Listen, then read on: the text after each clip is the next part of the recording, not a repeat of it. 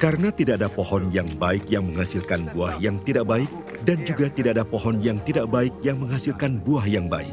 Sebab setiap pohon dikenal pada buahnya. Karena dari semak duri orang tidak memetik buah ara, dan dari duri-duri tidak memetik buah anggur.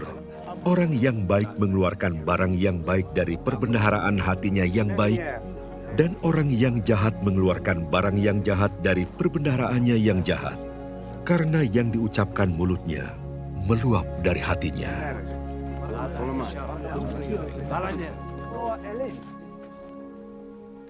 Mengapa kamu berseru kepadaku, Tuhan, Tuhan, padahal kamu tidak melakukan apa yang aku katakan? Setiap orang yang datang kepadaku dan mendengarkan perkataanku serta melakukannya, aku akan menyatakan kepadamu dengan siapa ia dapat disamakan. Ia sama dengan seorang yang mendirikan rumah. Orang itu menggali dalam-dalam dan meletakkan dasarnya di atas batu. Ketika datang air bah dan banjir melanda rumah itu tidak dapat digoyahkan karena rumah itu kokoh dibangun. Akan tetapi barang siapa mendengar perkataanku, tetapi tidak melakukannya, ia sama dengan seorang yang mendirikan rumah di atas tanah tanpa dasar. Ketika banjir melandanya, rumah itu segera rubuh, dan hebatlah kerusakannya.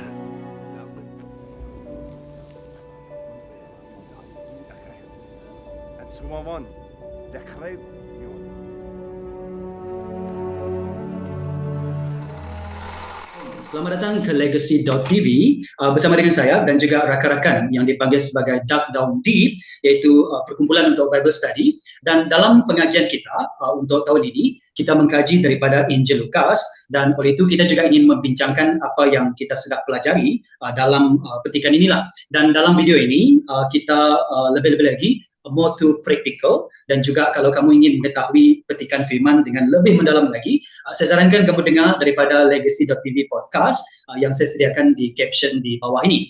Dan dalam minggu ini saya bersama dengan Priscilla dan juga Dexlen. Hai, apa khabar? Yay. Okay. So dalam minggu ini kan, masa kita rekod ni, inilah Desember untuk penutup untuk tahun 2023. Tak tahu bila kamu menonton video ini, tapi kalau kamu menonton mungkin beberapa bulan yang akan datang, kami ingin mengucapkan selamat tahun baru dan Merry Christmas. Nah, skema kan kita punya video ni. Dan untuk video kali ini kita akan menghabiskan perbincangan kita daripada Lukas bab yang ke-6, dan kita akan melihat daripada ayat ke-43 hingga ayat ke-49. Dan mari kita teruskan dengan perbincangan kita. Saya ingin bawa Dexlen dulu untuk melihat tentang persoalan ini. Apabila Yesus mengatakan yang diluahkan mulutnya meluap daripada hatinya.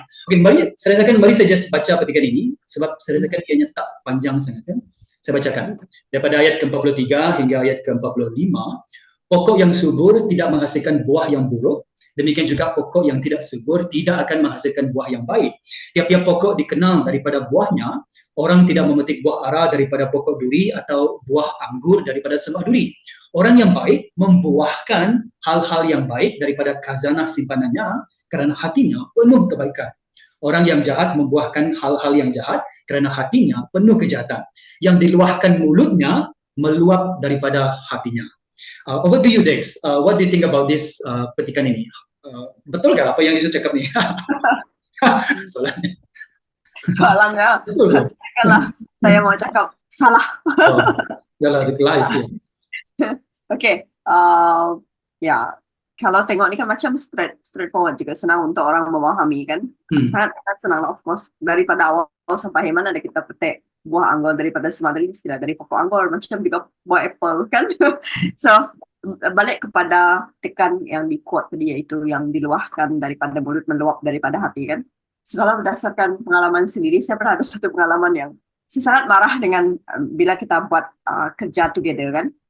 So lepas tu kita compile the work, and then bila work tu datang kita tahu yang ni mesti orang ni buat kerja sambil lewat copy paste. Lepas tu memang marah lah.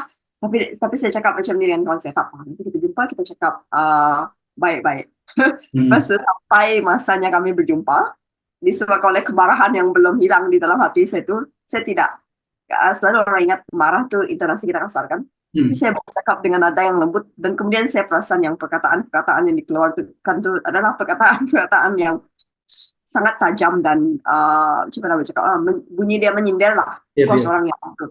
So bila saya reflect balik hari ini kan, dulu saya cakap yang saya takkan marah, tapi sebenarnya saya marah daripada apa yang saya simpan dalam hati saya dikeluarkan daripada mulut. Bila otomatik kita tengok orang tu kan, terus siap kamu nanti. dia macam tu. So whatever that we store in our heart kan, benda itu yang akan affect the way that we talk, either in intonation ataupun perbendaharaan kata yang kita keluarkan.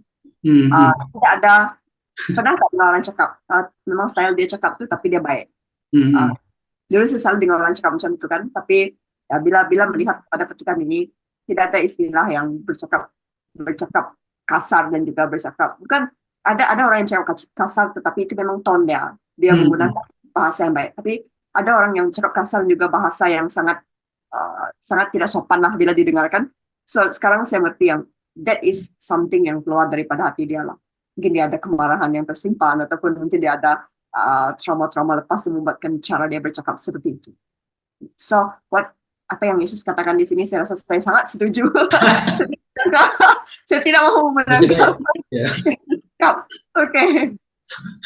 So kita mengesahkan apa yang Yesus katakan ini lah kan. Tidak betul lah. Bagaimana dengan Grace? Ya, bagi saya pun tidak dapat saya katakan apa yang memang mustahil lah untuk saya katakan bahwa apa yang Yesus katakan di sini salah.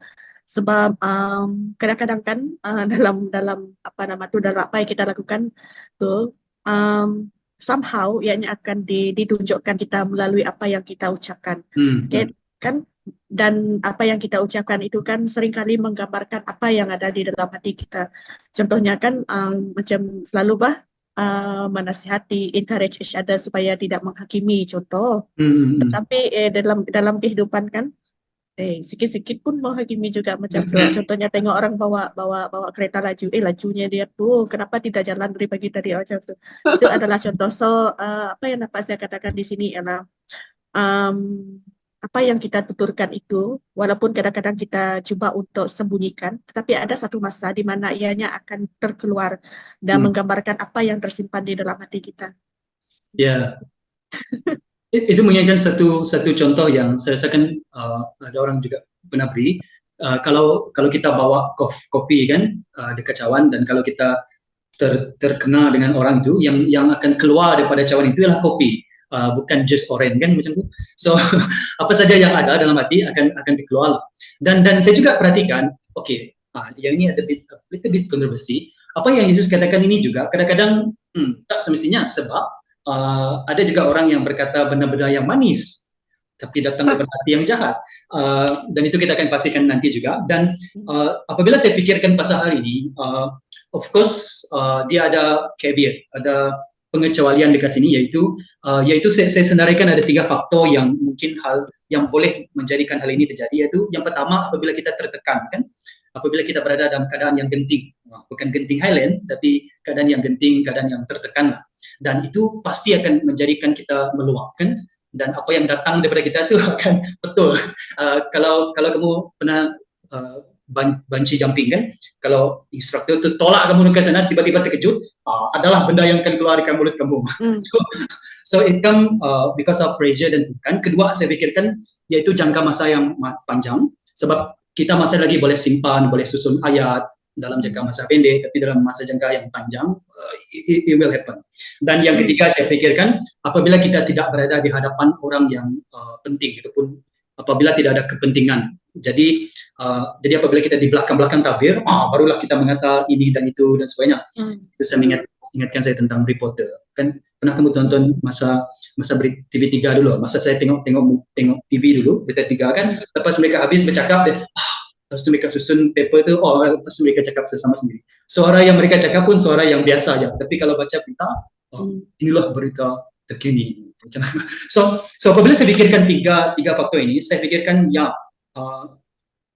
saya pernah mengatakan sesuatu yang begini, saya tidak pernah menyesal benda yang saya tak cakap, saya selalunya menyesal benda yang saya cakap. Dan saya pernah marah dengan mak saya, sehingga kan saya panggil dia bodoh. Itu masa remaja dulu. So itu benda yang yang tidak baik lah, dan it give us realization yang apa yang Yesus katakan ini benar, dan the main point dia lah macam mana hati kita, dan I think that is the purpose of kenapa Yesus berkata begini, to expose our heart. Bagaimana lagi dengan Dex dengan Pres, ada lagi penambahan? Masih ada lagi. Dex, Pres. Ada situasi di mana ada seseorang tuh, dia bukan orang yang saya katakan dia orang yang baik di mata saya. Orang dicintai lah. Bukan. So, boleh dianggap sebagai orang yang daripada segi tutur kata memang suka menyakitkan hati orang lain, dan juga memang suka mencari pasal dengan orang yang even dengan budak-budak pun cari pasal macam tu. So, satu hari dia jatuh sakit. Kenapa ceritanya lucu ya? And then saya kata macam ni kan, itulah tidak pandai-pandai baik dengan orang kan dah jadi benda macam tu. Saya kata. Walaupun dalam hati saya memang saya ada rasa kasihan dengan dia kan, tetapi bila saya ucapkan kata-kata macam tu, saya bukan kata dengan diri saya sendiri tu, saya berbual dengan seorang yang lain juga tu. Bila saya balik rumah kan, saya fikir apa yang saya sudah katakan itu, adakah memang benar hati saya kan berharap agar sesuatu benda yang tidak elok berlaku dengan dia, supaya dia mendapat pengajaran daripada sikap dia yang saya rasa memang keterlaluan juga betul, even dengan budak kecil pun mau cari pasal juga. So, bila benda macam tu berlaku, kita memang tertanya-tanya tentang kondisi hati kita. Adakah memang hati kita jahat sebab kita rasa dia deserve untuk sakit kerana dia tidak baik dengan orang, tetapi bila reflect lagi tidak patutlah macam mempunyai perasaan yang sedemikian kan, sebab walau apapun dia kan, kita pun masing-masing punya flaw juga. Dan kalau orang pun berharap kita mendapat musibah juga kerana kelakuan kita pun kita tidak mahu juga kan. So ya, dari situ saya belajar untuk kontrol saya punya pemikiran, dan juga supaya apa yang saya tuturikan itu selaras dengan apa yang hati saya mahukan, yaitu untuk sesuatu yang lebih baik daripada sesuatu mengalahkan apa yang tidak baik itu tadi. Ya. Dan interesting apabila Pres juga cakap pasal fikiran dan sebagainya. Sebab di dalam Alkitab, apabila firman menggunakan ayat hati dan juga fikiran itu tidak dipisahkan lah. Hati itu untuk menunjukkan the inner being of this person. So, ianya merangkumi pemikiran kita juga lah.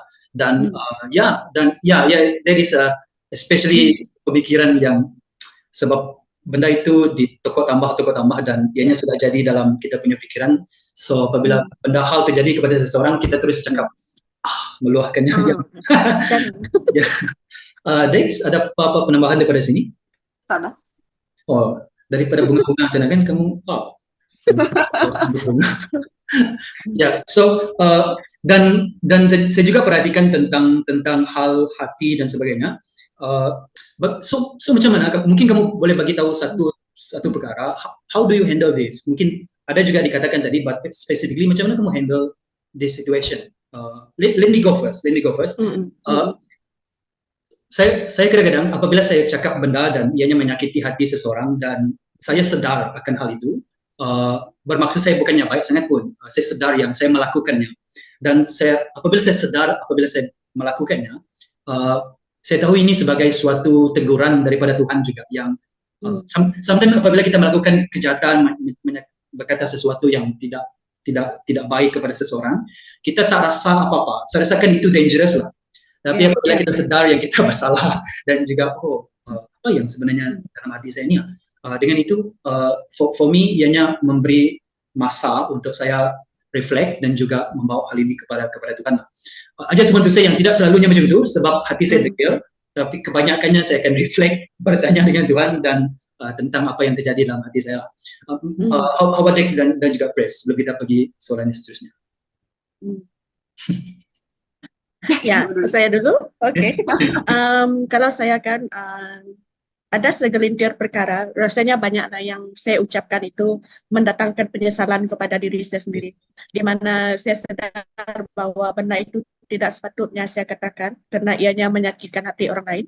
dan juga sekarang kan dah jadi lebih dewasa. Jadi ada beberapa perkara yang saya buat. Nah, pertama memang saya akan datang kepada Tuhan. Nah, biasanya saya akan memang saya akan struggle. Biasanya saya akan cakap dengan Tuhan di dalam kereta. Sebab itu masa-masa yang di mana saya ada private time, di mana kadang-kadang saya kata macam ni kan, the hardest fight kan, the hardest battle for me to fight is myself. Saya katakan macam tu sebab Tuhan tahu kan betapa sukarnya untuk kita melawan hati kita sendiri, Pak. Kan? So di situ di mana saya kata dengan Tuhan, Tuhan melihat bagaimana how ugly my heart can be. Saya kata macam tu. Jadi saya sangat-sangat perlukan Tuhan kan untuk mengubah hati saya dan mengubah cara untuk melihat benda-benda di sekeliling saya kan macam tu. Dan yang kedua ialah sekarang kan lebih bersifat terbuka lah untuk memohon maaf. Bukan immediately lah, tetapi perlukan masa untuk macam mengumpulkan kekuatan dan juga mengumpulkan untuk menolak segala keegoan ke tepi. Dan sekiranya memang betul-betul salah saya, memang perlu meminta maaf. Itu yang saya selalu ingatkan kepada diri saya sendiri. So itulah macam mana saya deal dengan apa yang meluap daripada hati saya. Ya. Dex, thank you, Grace. Oh ya, macam saya rasa tidak jauh juga daripada ucapan Priscilla dengan Brother Jack. Tapi kadang-kadang, most of the time, kalau di dalam keadaan marah, apa yang dikeluarkan itu adalah lepas 5-6 menit atau 1 jam kemudian penyesalan yang sangat besar. Especially kalau kita mengeluarkan perkataan itu ataupun tutur kata yang menyakitkan hati orang-orang yang terdekat dengan kita. So itu yang happen previously dengan saya. And then semakin lama bila kita belajar untuk buat refleksi diri, kita sadar yang setelah mengeluarkan kata-kata yang tidak boleh ditarik. And then seperti orang yang mendengar, even though saya telah minta maaf, tetapi tetap akan juga ada tambah di dalam hati orang itu, sama ada dia terluka ataupun dia sangat kecewa dengan kita kan. Jadi along the time saya belajar untuk kalau hati saya itu meluap-luap, untuk saya diam. silent. Lepas itu ya di dalam keadaan diam itu, it's better to bercakap dengan Tuhan lah, to pray and ask for wisdom from God, supaya perkataan yang dikeluarkan itu bukan perkataan yang boleh mengguris ataupun perkataan yang boleh juga menjatuhkan orang lain, ataupun perkataan yang menyakitkan hati orang lain, yang boleh membuatkan perbalahan berlaku, especially between someone yang kita sangat close with ataupun someone yang kita love dearly lah. Itu satu perkara yang saya belajar untuk stay silent dan juga reflect ataupun bercakap kepada Tuhan. Dan yang kedua ialah macam Chris cakap, kalau sudah terkeluar, belajar memang bukan senang untuk minta maaf. Satu perkataan yang paling sukar untuk diungkapkan. Selalu kalau kita telah mengeluarkan kata, betul apa yang saya cakap tadi, tak perlu saya minta maaf lagi. Itu yang hati saya selalu cakap lah. Dengan perkataan saya belajar untuk ya kalau salah saya memang betul salah saya belajar untuk meminta maaf. Dan no need for me untuk bagi excuse lah. Yeah, I mean, words hurt people, tapi words yang dihasilkan like a fine gold, ianya juga boleh membangkitkan semangat orang juga lah, dan juga so word is very important. I think throughout the scripture ini memang standard yang perhatikan perkataan kita, tidak bermaksud jangan bercakap terus, tapi words can heal and also can wound people. And it's so deep yang saya rasakan kita sendiri juga sampai sekarang mungkin kita terngiang-ngiang kata-kata yang menyakitkan hati dan juga kata-kata yang memberikan semangat kepada kita. It's a good way untuk Yesus katakan begini, sebab at the end of the day ini kena kita maksudnya I think either press next ataupun secara tidak langsung kita juga berkata yang hal ini membawa kita kembali balik kepada Yesus, and that is the things yang kembali balik lah, supaya maksudnya we need to depend on God, kita kembali balik kepada Dia. Sebab itu semua yang Yesus katakan melalui khotbah ini, semua kita akan rasa diri kita will be lack lah, dan apabila kita lack of, kita tidak mencapai apa yang dikatakan firman, kita kembali balik kepada Tuhan, kerana Dia yang boleh mencukupkan. Although petikan firman ini juga I think secara konteksnya juga merujuk kepada false teacher. Apabila false teacher kadang-kadang mereka punya mulut tu yang diluahkan juga, itulah yang tidak datang daripada Tuhan lah. Itu juga konteks petikan ini. Nah, mari kita pergi pada soalan seterusnya. Mungkin kita bermula dengan Priscilla. Firman mengatakan begini, ayat ke-46. mengapa kamu memanggil aku Tuhan, Tuhan, tetapi tidak mematuhi perintahku? Tanya Yesus. Malah kalau kita baca dalam Matius bab yang ke-7, ianya lebih besar lagi dijelaskan tentang orang yang panggil Jesus Lord, Lord, Tuhan, Tuhan. Jadi bagaimana mungkin, how is it possible untuk orang memanggil Yesus Tuhan, Tuhan, tetapi tidak mematuhi perintahnya? How about this, Prince? So, kalau bagi saya kan bila saya baca ayat ini dan juga saya renung soal itu, bagi saya terlalu dalam apa yang ditanya dalam ayat itu dan juga maksudnya, sebab how possible kan untuk orang panggil Tuhan, Tuhan, dan pada masa yang sama tidak taat kepada perintah Tuhan. Kalau ditanya saya adakah ianya possible, bagi saya ya, sebab saya tidak perlu melihat contoh orang lain, saya melihat kepada diri saya sendiri, di mana ada masa berkata Tuhan, Tuhan, tetapi hati jauh daripada Tuhan, dan juga kehidupan juga, meskipun seringkali mengatakan bahwa taat kepada Tuhan, melakukan apa yang Tuhan inginkan lakukan, tetapi in reality kadang-kadang tidak juga menurut apa yang Tuhan itu inginkan. Dan bila saya renungkan balik apa yang Yesus telah perintahkan di dalam, especially dalam ayat yang ke-6, dalam perihal mengasihi, perihal menghakimi juga, itu adalah antara contoh-contoh perintah yang telah Yesus sampaikan juga. Saya melihat di mana tidak semuanya itu diikuti. So di situ memang patut pun Yesus mempersoalkan untuk menyadarkan kita bahwa adakah kita betul-betul rely dengan Tuhan itu? Adakah kita betul-betul taat kepada Tuhan itu? Sebab sekiranya kita memang betul-betul rely ataupun betul-betul bergantung dan juga percaya dengan Yesus, ianya akan reflect melalui perbuatan kita juga.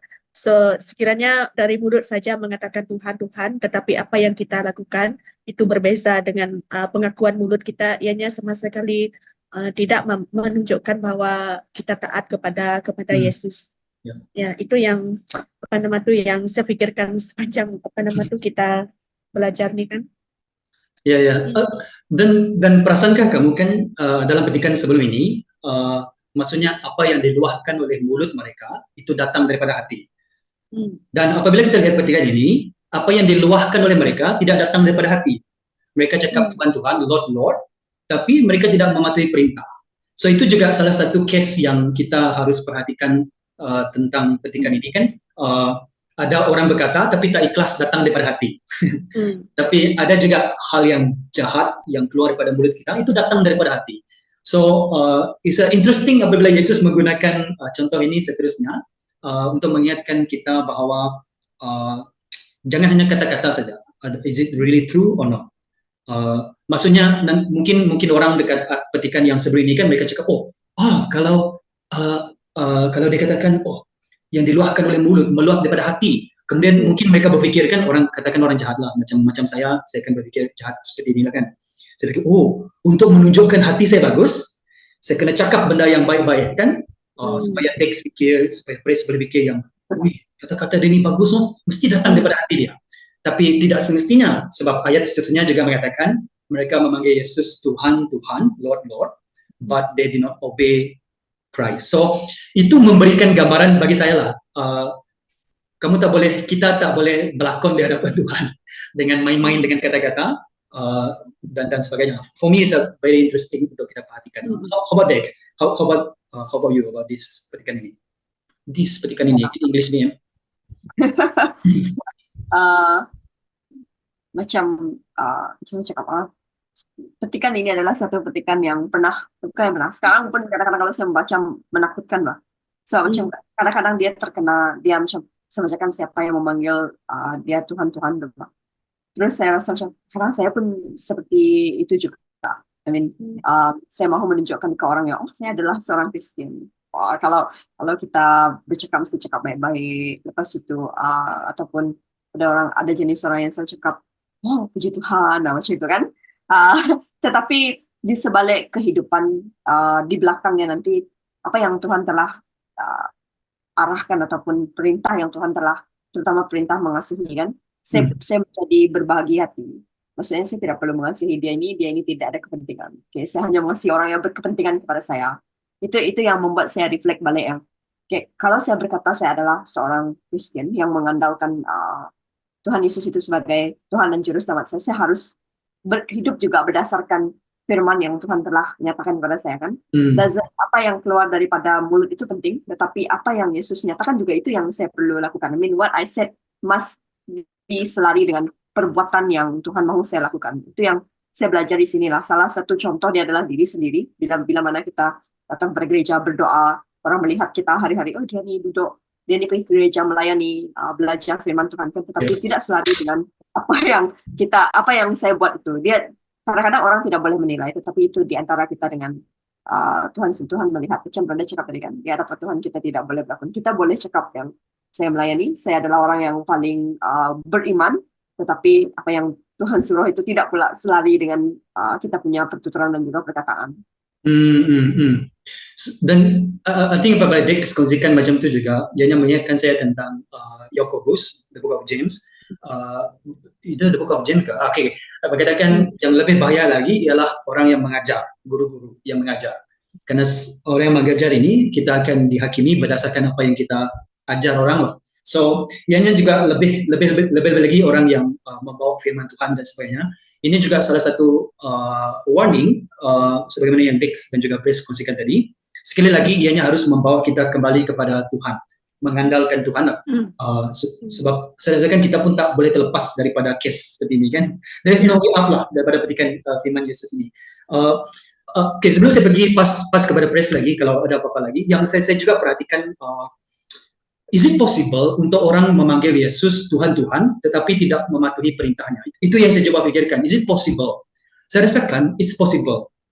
Apabila ada orang yang dilusi, sebab there are people yang betul-betul memikirkan mereka ada hubungan dengan Tuhan, tapi sebenarnya tidak. Mereka percaya yang mereka ada hubungan dengan Tuhan, tapi tidak. Oleh itu mereka dengan yakin berkata Tuhan, tetapi mereka tidak mematuhi perintah Tuhan. Dan itu juga salah satu yang saya pikirkan possible untuk seseorang yang sangat dilusi memikirkan, oh karena saya buat macam ini saya Kristen, karena saya melakukan hal ini, oh saya orang Kristen. Oleh itu dengan yakin saya kata Tuhan, tapi sebenarnya in reality itu hanya dilusi saja ataupun imajinasi hubungan yang macam inilah, macam saya ada hubungan dengan siapa pelakon yang saya sangat suka. Katakanlah salah pelakon wanita lah yang paling popular kan. Oh saya pikir saya ada hubungan dengan dia. Sebab saya sering kali message dia, reply dia, komen dekat dia punya status dan sebagainya, seolah-olah ada hubungan lah. Kemudian dia ada like saya punya komen, dan dengan itu saya dilusi seolah-olah padahal siapa Richard itu saya tak kenal pun. Lebih kurang contoh seperti Yesus katakan, I did not know you, get away from me, nyah daripada sini, kata Yesus. So saya tambah satu lagi saya rasakan. Memang ada juga orang yang memanggil Yesus Tuhan, tapi mereka mengikut perintah selektif. Maksudnya, mereka melakukan firman Tuhan, tapi yang mereka suka saja.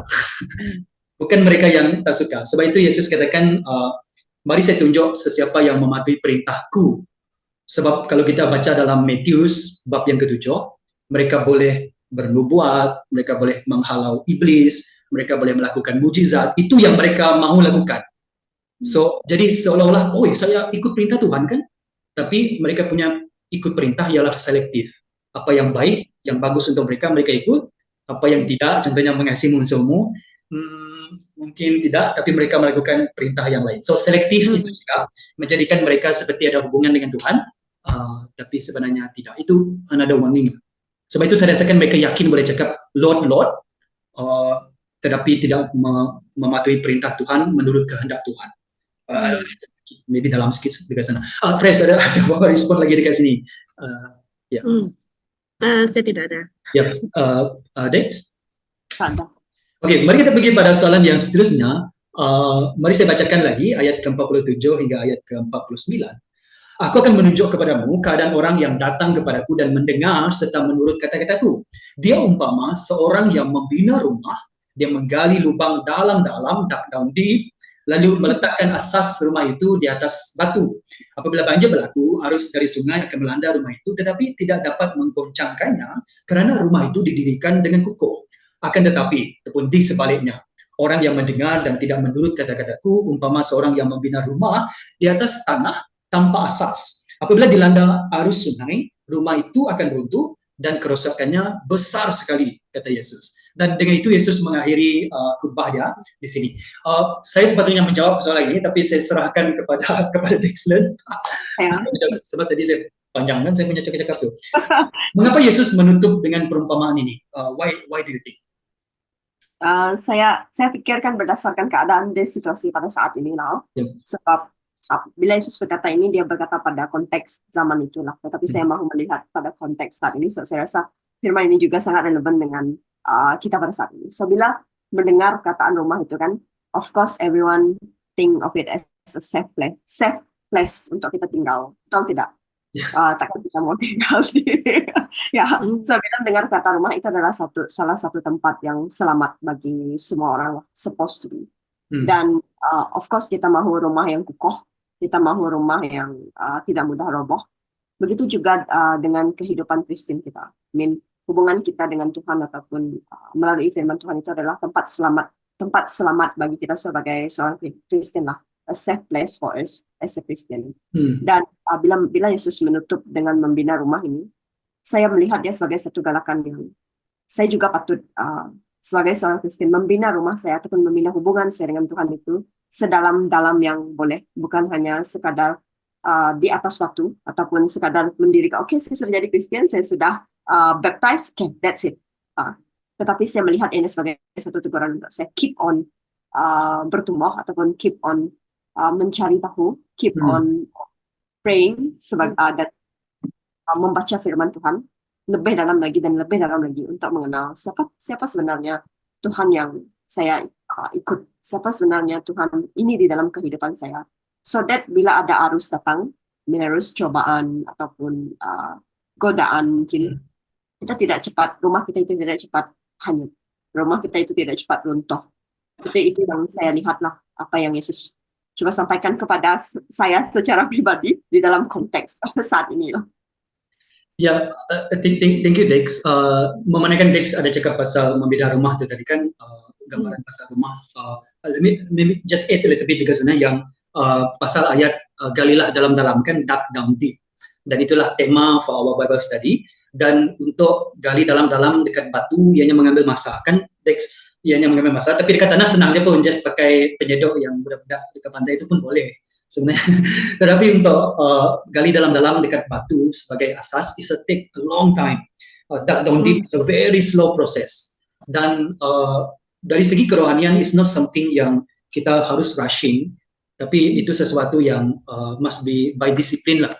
Dan ada juga dikatakan teks dia beberapa disiplin, berdoa, baca firman Tuhan dan sebagainya.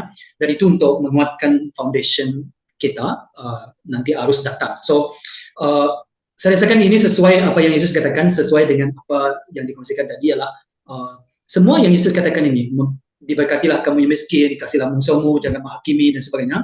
Itu kita tidak instantly kan, itu yang saya dengar sepanjang kita berkongsi kan. I don't think kita terus saya sudah mencapai ketika ini, tapi it's a process.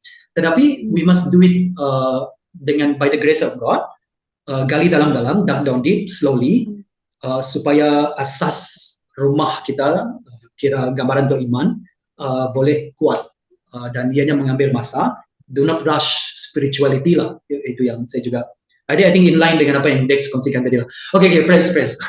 How about you? Ya, kalau bagi saya kan, mengapakah Yesus menggunakan ibarat ataupun perumpamaan tentang rumah ini kan yang dibina atas batu yang kukuh. Dan kalau melihat dari awal kan bagaimana Yesus itu dia slowly berjumpa dengan orang ramai dan juga dan juga memberitakan firman Tuhan, dan pada masa sama mendatangkan teguran. So pada ujungnya kan saya melihat di mana Yesus ini dia he is shaping kita punya hati dan juga orang pada waktu itu untuk membina satu asas yang kukuh di dalam iman kepada Yesus. So itu yang Yesus ingin sampaikan di sini kalau saya lihat kan. So kalau kita lihat kehidupan kita dan juga iman Kristen kita kan, ianya memerlukan satu asas yang sangat kukuh. Dan asas apa yang kita gunakan? Apa yang kita gunakan sebagai foundation untuk kita bina iman kita? Adakah orang sekeliling kita? Adakah situasi yang kita hadapi? Ataukah ianya memang bergantung kepada Tuhan itu sendiri? So itu macam sesuatu yang perlu difikirkan. Itu adalah sebab kenapa Yesus tanyakan supaya kita macam sedar Pak, dengan asas apa kita bina rumah, dengan asas apa bina iman kan, dan juga kehidupan kita. So kalau ianya dibina oleh situasi, dibina berdasarkan orang sekeliling kita, ada satu masa di mana ianya akan bergoyang, ianya akan tergoncang dan juga roboh. Tetapi berbeza kalau kita mendirikannya memang betul-betul kerana Tuhan itu sendiri, apapun yang berlakukan, walaupun ada arus sekalipun ianya akan tetap berada di sana. Ya. I think ini juga mengingatkan saya tentang just to say pasal Abu Bakar tadi kan, 300 weeks dan kita belum habis lagi Alkitab mungkin. So it's a very slow process. Tetapi I think sepanjang kita pengajian kita itu yang very slow process, petikan pun tak panjang sangat setiap minggu. Ianya membangkitkan iman saya sendiri apabila mengajar dan juga mendengar perkongsian sesama sendiri. Dan ianya mengambil masa. Tetapi kalau sekarang kan katakan ada orang cakap, oh Yesus itu bukan Tuhan. Saya rasakan is impossible untuk saya percaya itu lagi sebab ianya sudah banyak benda yang saya telah gali dalam-dalam. It's hard untuk shaking that foundation. Yesus is not real, for example. Itu it's hard to shake that sebab foundation sudah kuat di sana. So that's the thing yang saya juga reflect pasal 3D gali dalam-dalam. Dex ada lagi penambahan dikasih? Ya, bila Brother Richard cakap tentang slow process kan, sorry, terus saya teringat kembali, remind me of ongoing process kita sebagai pertumbuhan iman kita itulah, dan dia mengingatkan, dia menegur saya juga untuk andailah, kita selalu berkongsi firman Tuhan dengan orang-orang di sekeliling kita kan.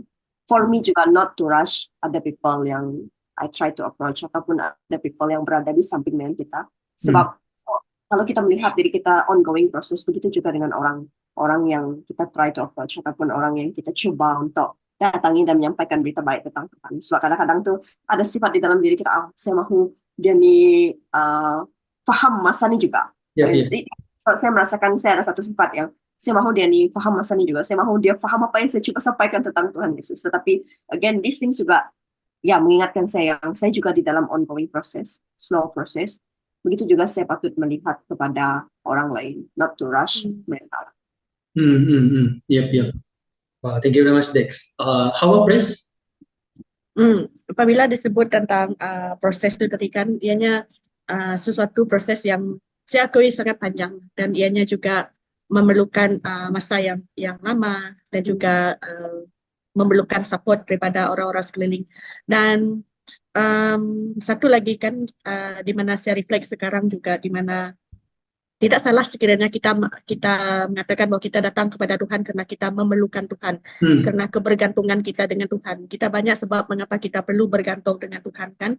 Ianya bukan sesuatu yang salah jika kita melihat perspektif kita datang karena kita perlu Tuhan karena kita perlukan kebijaksanaan, karena kita perlukan kesehatan. Tetapi ada satu lagi yang sangat penting di mana saya melihat di mana sangat perlu juga untuk kita mengenali siapakah Tuhan itu dan juga mengimani setiap firman Tuhan yang kita terima. Saya rasa itu satu keperluan yang utama melebihi keperluan yang lain itu. Karena daripada situlah kita akan mendapat satu asas yang teguh terhadap Tuhan yang kita percaya. Karena saya percaya setiap firman Tuhan yang kita dengar itu memang firman yang betul-betul daripada Tuhan, dan setiap apa yang Tuhan itu telah katakan, telah disampaikan kita pada hari ini hanya sesuatu yang sangat serius, dan ianya tidak salah satu pun yang boleh diambil ringan ataupun kita boleh bersifat selektif.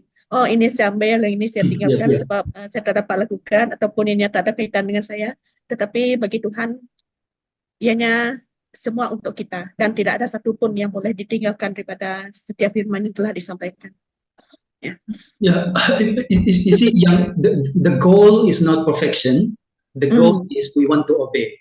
Kan? Sebenarnya Yesus katakan, mari saya tunjukkan keadaan orang yang datang kepadaku dan melakukan perintahku. So, is the willingness to obey itu yang penting. It's not perfection. Kita tahu kita tak boleh. dan juga kebergantungan kita dengan Tuhan itu juga sangat-sangat penting. Sebab kita bukan diselamatkan melalui perbuatan kita. It's not siapa yang lebih taat lagi, tapi dalam kita mentaati Tuhan, di manakah Tuhan in this area of our life lah. So itu yang penting. It's not perfection, but we want to obey. Sebab mendengar firman tidak cukup, tapi ingin mentaatinya. Tapi mungkin ada juga setengah orang akan cakap, oh maksudnya firman tak penting. Tak juga. Macam mana kamu mau obey benda yang kamu tak faham? So kamu kena tahu firman untuk mentaatinya. I like to highlight juga apa yang Pres kongsikan tadi pasal relationship. Sebab kalau kita ingin mentaati, kalau kita taat seperti macam rukun negara contohnya, kita boleh taatinya, tapi rukun negara ialah just words declaration saja. Tapi firman Tuhan ialah pribadi orang itu sendiri yang berkata. Firman itu daripada Tuhan sendiri. Jadi kita ingin mentaati kepribadian sekali firman dia dan juga siapa yang menyampaikan firman ini. So macam sekarang pelembagaan kan 5 rukun negara. So it's not a person. Kita we can, tapi kalau ada hubungan it will be more. Kalau kita mengasihi ianya lebih mudah lagi untuk mentaatinya. Let me just maybe one more daripada saya, yaitu kalau kita perhatikan mereka yang membina rumah daripada batu dan juga pasir, kedua-duanya ditimpa masalah lah kira-kira, ditimpa keadaan yang terjadi kepada mereka. So ianya juga mengingatkan kita bahwa tidak ada pengecualian. Kamu percaya Tuhan, tak percaya Tuhan, kamu bina rumah daripada batu ataupun daripada pasir, kamu tak bina rumah pun, kamu tak percaya pun, semua kita akan mengalami masalah ini akan terjadi, pencobaan akan terjadi. Adakah kita kekal, do we stand firm dekat sana? Ini mengingatkan saya satu image tsunami Jepun dulu, dan apabila tsunami hit the place, ada tempat yang masih lagi stay kerana rumah itu didirikan di foundation yang kukuh. Ada rumah yang terus terbawa kepada arus tsunami itu. So itu juga memberi either tsunami Jepun ataupun Aceh pun, it give us reminder yang how we should mengukuhkan iman kita lah di dalam Yesus Kristus. Mari kita tutup. I'm glad kita tutup dalam Lukas bab yang ke-6. Just want to say dalam Matius bab yang ke-7, selepas Yesus habis berfirman, dikatakan mereka kagum dengan ajaran Yesus karena Yesus mengajar dengan penuh wibawa. Itu juga poin yang juga sangat penting lah. Oke, sementara kita menghabiskan discussion ini kata-kata terakhir daripada Dex dan juga Pres. Ya, oke. Kata-kata terakhir buat masa sekarang lah. So, di dalam kehidupan kita dan juga di dalam iman kita, terutamanya kan, Yesus itu merupakan satu asas dan juga yang sangat-sangat kita perlukan. He is the reason mengapa kita ada iman untuk percaya, dan juga he is the reason mengapa kita